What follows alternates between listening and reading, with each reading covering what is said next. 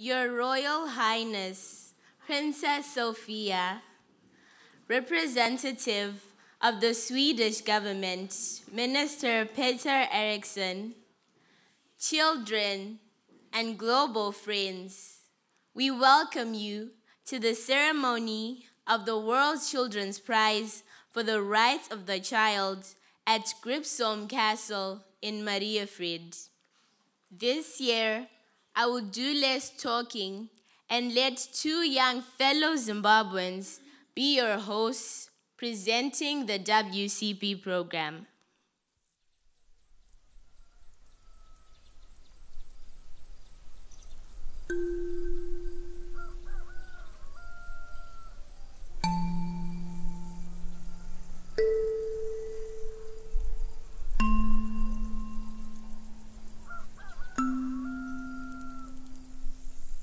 Hassan and I are World Children's Prize Child Rights Ambassadors.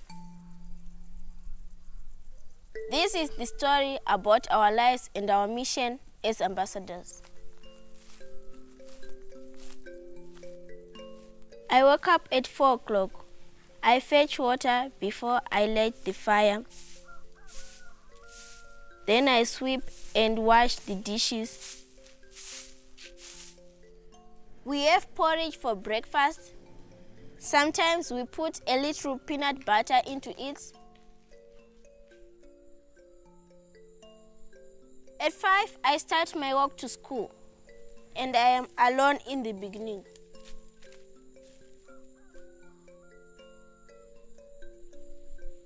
I am afraid when meeting strangers. Other girls have been raped on their way to school. But after a while, some friends join the walk and I feel safe.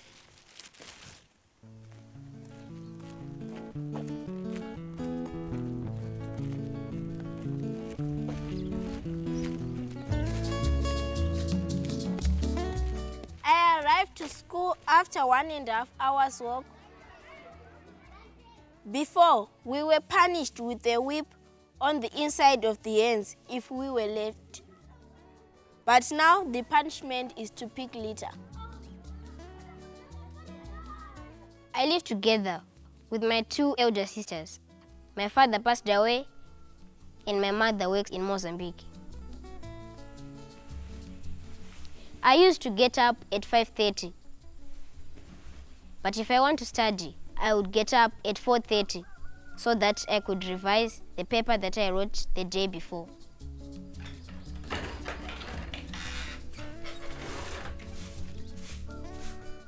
When I was 8 years old, I didn't feel so good watching my sisters doing all the household chores.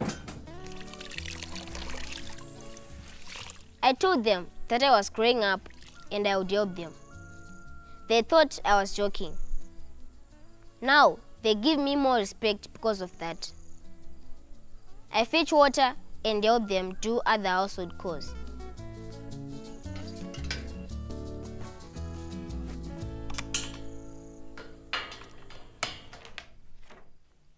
It was not until grade 5 that I learned that girls and boys have the same rights. I read the Globe, the magazine of the World Children's Prize, in a club at school, and this is how I learned it. I feel so great when I had my training as a WCP Child Rights Ambassador and to hear that both boys and girls have equal rights. Because girls' rights have always been violated and boys always protected, I decided to become a child rights ambassador who fights for gender equality. I always tell other boys not to violate the girls' rights. We were 50 children at Hurungwe School who were trained and received the World Children's Prize Child Rights Ambassador Diploma. We used to meet under a tree at school every week. We learn more together and discuss how to reach as many children as possible. Mangwanani. ndinokutambirai mose kuungano yedu yekodzero dzevana pachadzidza nezvekodzero dzevana vose nevanasikana. Isusu sevana tingaitei? Tinofanira kudzidzisa vabereki kana vasingazive nezvekodzero. Patinoda kuona kuti mwanasikana anenge asiri kupiwa kodzero dzake. Vana vanofanira kuita basa rakafanana, kwete kuti musikana anoita basa rakawanda kudarika mukomana. Tinofanira kudzidzisa vatungamiriri kuti vana ngavaite basa rakafanana, kwete kudzvinyirira vana kuti vasadzidze. Nhasi tichange tichidzidza nezvemaglobal goals. Nyika yedu yeZimbabwe yakagara pasi nedzimwe nyika dzemuAfrica vakawirirana pamusoro peanonzi maglobal goals. Saka pari zvino tikatarisa muglobe medu mune 17 global goals. Saka kuti timawane tinogona kuvhura maglobe edu papeji 88 to 89. Everyone, munhu wese tarisa pa goal number 5. Gender equality. Girls and boys should have equal rights and opportunities in all respects. Child marriage and violence against girls, such as FGM and sexual violence, must be stopped. Ndiananga tiudza kuti chii chinonzi gender equality? Gender equality zvinoreva kuenzaniswa kwemarights evanakomana nevanasikana. Pari zvino change tichitaura nezveclimate change. Saka tikatarisa mubhuku medu iri pa global goal number 13 inoti iyo climate action.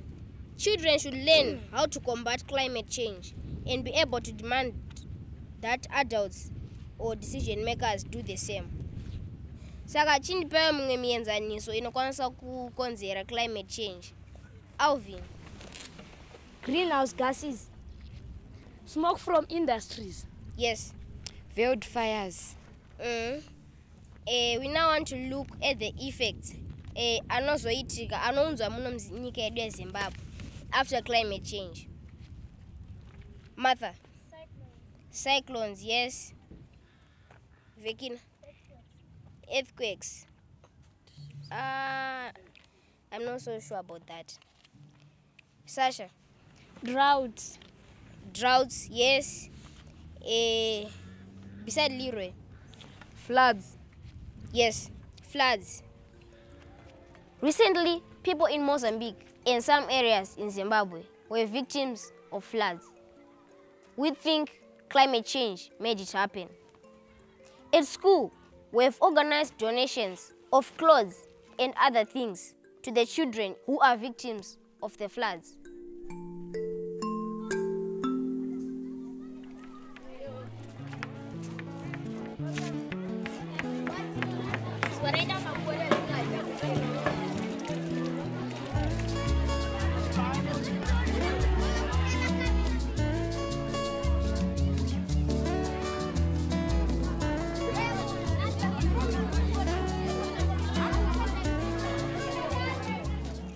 Our mission as child rights ambassadors includes to train other children so that they learn more about their rights and the environment. Mamka saying? Yeah, inina sana stenchitawo nezvekodzero dzevana, marights evana. Saka isusu toda kuti imimi sevana mutakure message iyi, mutakure ruzivo urwu, munorupa kuna vabereki venyu, kumhuri dzenyu nekune vakidzani venyu. Unofanira kuenda kuchikoro kune vamwe muchinodzidza. Vakomana nevasikana vese vanofanira kuperera chikoro pakafanana kuitira kuti azova nefuture yakanaka. Saka kana wakasaendeswa kuchikoro right yako inenge ichiita sei ichidzvinyirirwa. Vasikana wawawo nguva yekutamba pane kuti vakomana ndovega vanenge vachingotamba vachingoenda kuchikoro. Kana usina birth certificate, kana paina asina birth certificate, chitoenda unotorwa birth certificate nhasi. Unotonoti mama, iyi kodzero yangu, ndinotoda kutorwa birth certificate. Kana ukaona kuti apa ndikukanganisirwa apo, you have that right yekucomplaina kuti izvi handisi kuzvifarira, izvi handizvigoni. If your rights are violated, chii chinoitika? Some vanogona kusiya chikoro nekuda kwekuti vanenge vane nhumbu.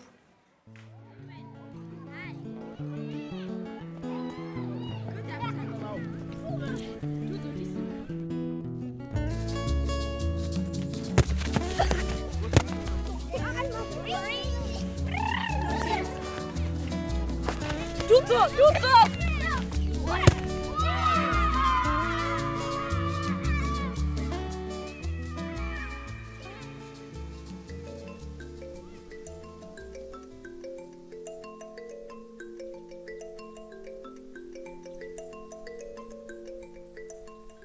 meet girls who have been forced to child marriage or experienced other violations of their rights.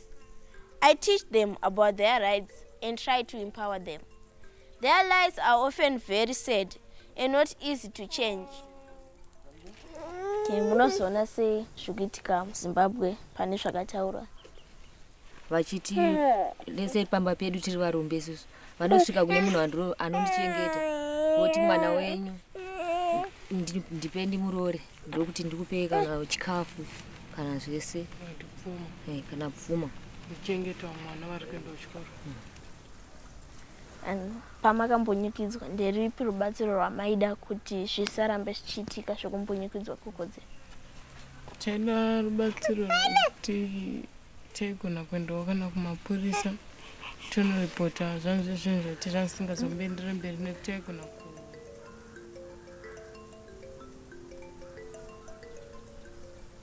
andaive ndine makore manomwe mugore rekutanga chikoro baba vangu vakashayika. Upenyu hwedu hwakaoma zvikuru pekusvika pakushaya zvekudya mazuva ose. Takakundikana kubhadharirwa mari yechikoro. Vamwe vana vainditi tiri varombo. Mangwanani oga oga ndaichema ndichiona vamwe vachienda kuchikoro. Ndakabva ndaendeswa kunogara kwavatete ndine makore 10. Baba mukuru vangu, murume vatete, vakaenda kuna amai kunovaudza kuti ndiite mukadzi wavo wechipiri, uye amai vangu vakazvibvuma. Baba mukuru vangu vakaenda kuna amai kunobvisa $300 emadhora. Vatete vakanditi ndakutarisirwa kuita zvose zvinodiwa nabamukuru. Zvakandirwadza pakuchema mazuva ose uye pakusvika pakufunga pfungwa dzekuda kuzvifudza upenyu hwangu. Pandakabvunza amai kuti sei izvi zvakuitika, chavakagona kuchema. Amai vangu vakati havaigona kuzviramba nekuti baba mukuru vangu ndo vaindesa vanin'ina vangu 3 kuchikoro. Pandanga ndine makore 13, baba mukuru vakamanikidzira bonde pandiri.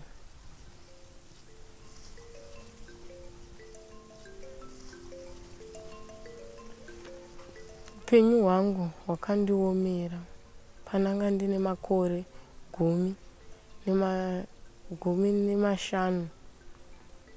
Ambuya vakauya vakanditora. Iko zvino ndakugara navo ivo ambuya nasekuru kumba kwavo. Zvinondirwadza ndichiona shamwari dzangu dzichienda kuchikoro, ini ndichisara pamba ndine vana vangu 2 vakomana ndichienda kumarecho mudzimba dzevana. Ndinowana madhora 3 pazuva, mari inokwana kutenga pagidress out. Ndinoshuwira kuti ndigodzokera kuchikoro ndigova gweta, ndigobatsira vamwe vana vakatyorwa kodzero dzavo sezvandakaitwa. Uye ndinodawo zoita dressmaker.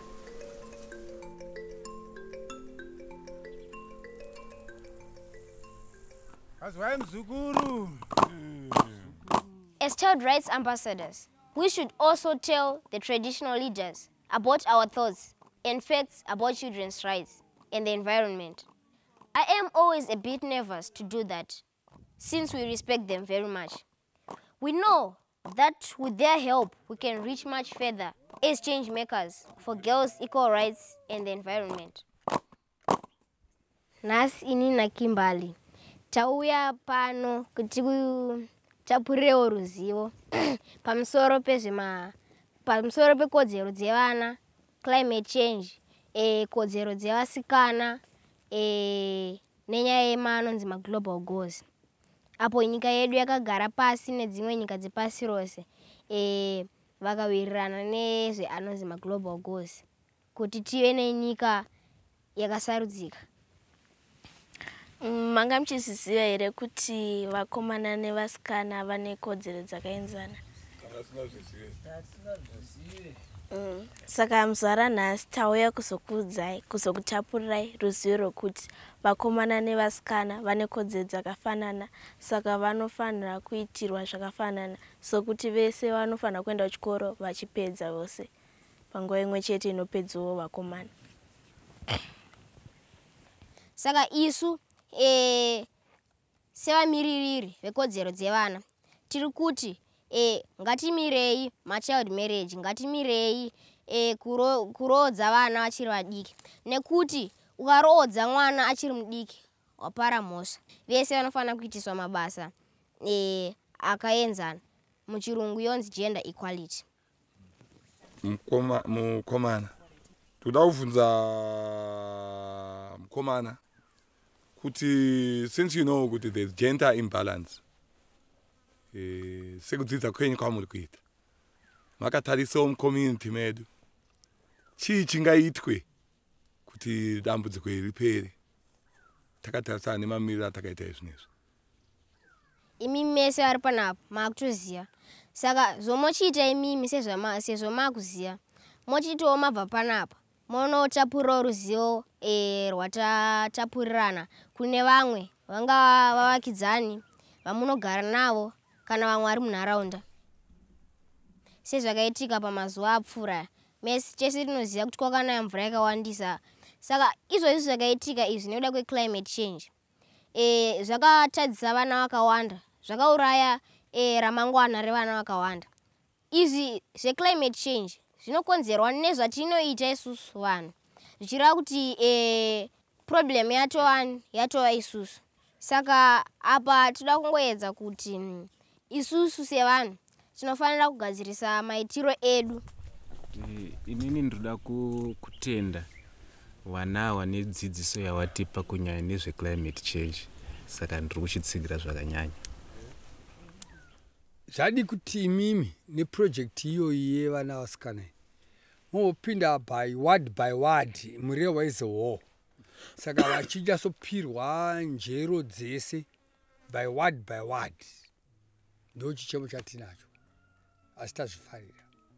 Sezvataurwa zvekufamba word by word, ndinoona kunge zvinonatsoita zvinokwanisa kubatsirawo kuti vanhu vese vakwanisewo kuwana ruzivo. Tokutendai nekuteererawo kwatiri, hamuna kumboti vana havana basa. Tokutendai naizvozvo, ndofunga kuti tatenda.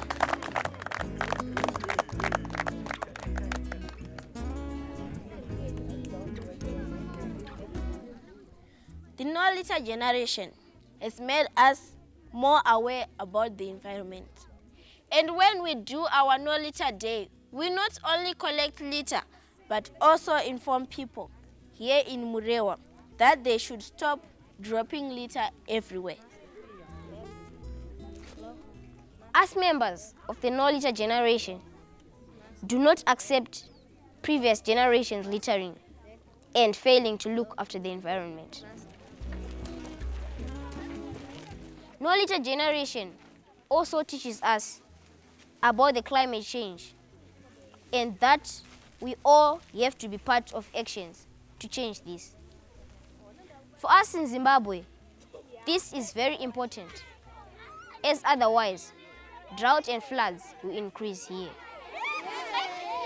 Mangwanani fellow citizens of Murewa, nasi tiri pano vanopa urukwe nekuti izuva redu sevana vadiki reNo-Litter Day ratinenge tichifamba tichida kuti mavoices edu anzwikwe kuti tikutaura kuti tinoda enolita generation.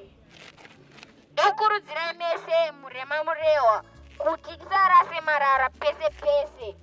Isusu tikatanga kuita machange makers, munotoona mukatanga kusarasa marara muchirasa marara. It's time for a change. It's time for a better world. It's time for a better Zimbabwe. It's time for a better Murewa.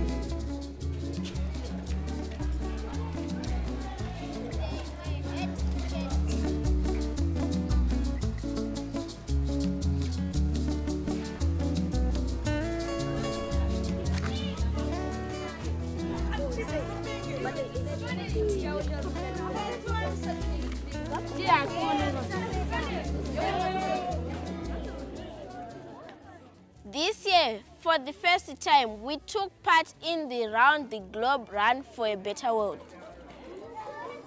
This has taught us about the global goals for sustainable development and that we all must take part in changing our countries and the world.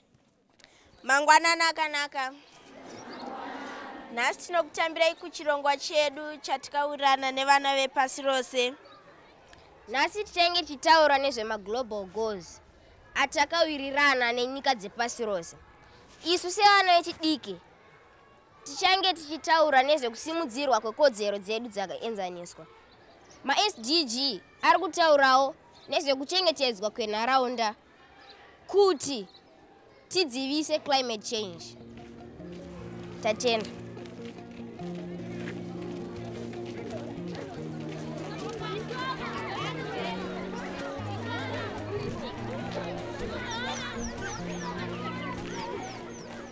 It was nice to know that we were many children in many countries who through our walks and runs at the same time showed our support for the global goals and that we together must change a lot of things both in Zimbabwe and in the world. We are telling the elders that girls and boys should be treated equally. We are telling them that we have equal rights. Child rights ambassadors from Hurungwe Primary School in Murewa, who took part in the Round the Globe Run for a Better World, say climate change is the biggest threat to the protection of children's rights worldwide. Which violated the children's rights because they no longer have shelter. The World Children Prize is a global education program which seeks to empower children with knowledge on their rights.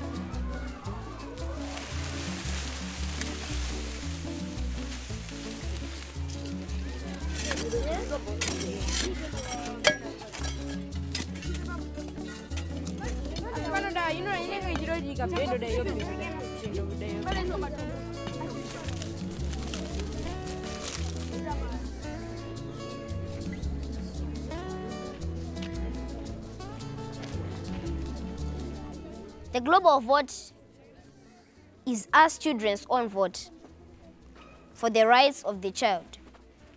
At the same time, we learn about how democracy works. We know our rights and responsibilities when we can vote in other elections. When we have learned about the child rights heroes in the globe, we organize our global vote. We prepare the ballots. make the ballot booth and ballot box.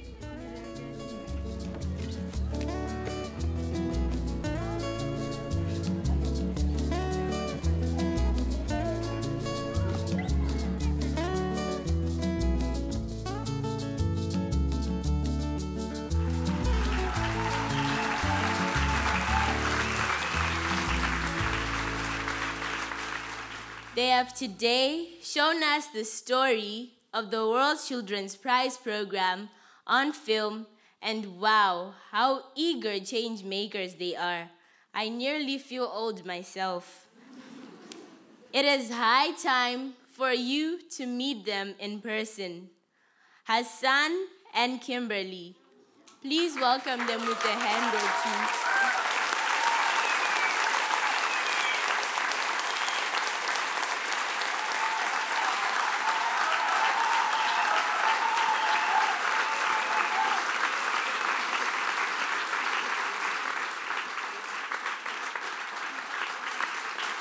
Your Royal Highness, representative of the Swedish government, fellow children and friends, as you all have understood, Kimberly and I, in many ways, have the World Children's Prize program and the Globe to thank for our empowerment.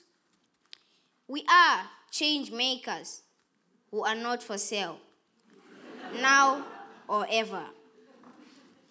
Dear Minister Eriksson, I respectfully turn to you as one of the wise elders, the same way as I address the elders in Zimbabwe. My humble advice to you is, if you want to see change, count on us. We are many more children in Zimbabwe and beyond who want to be part of the World Children's Prize program and to be change makers for a better Zimbabwe, and I'm sure a better Sweden and a better world. And the most important thing, tack some care.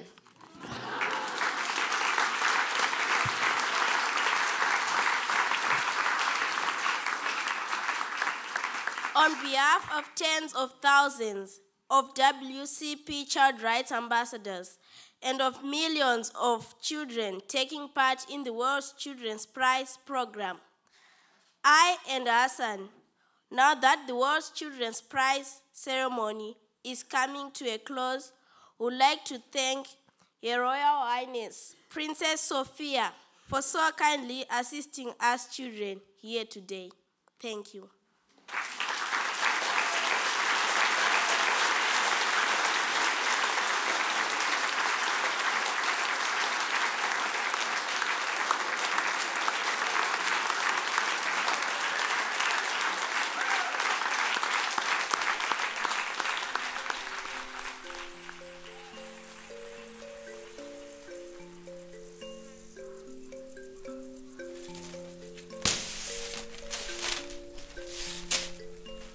At 8:30, I go to bed. I used to lay awake thinking about my future, sometimes thinking about what I did during the day. I dream about a better future, to become a lawyer, to fight for children's rights so that they can get a better life.